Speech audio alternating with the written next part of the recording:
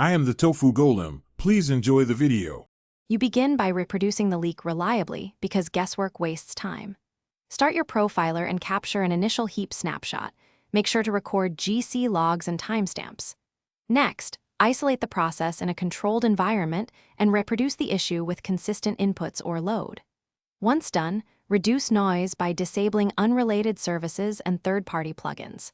Then collect baseline metrics, memory usage, resident set size, and object counts so you have a concrete starting point for comparisons.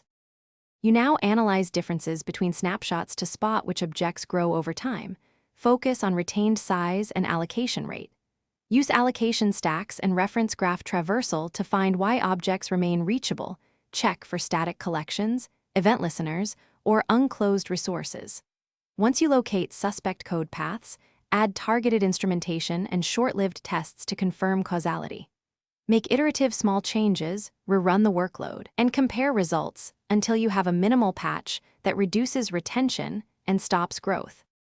You apply the fix with minimal invasive changes, clear caches responsibly, deregister listeners, close streams, or use weak references where appropriate. Then run unit and soak tests under realistic load to validate the leak is gone and performance remains acceptable.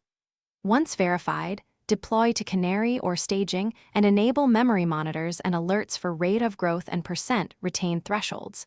If the problem persists, check native allocations and thread locals, common overlooked routes, and roll a targeted diagnostic build to. Thanks for watching. Consider subscribing if we helped you today.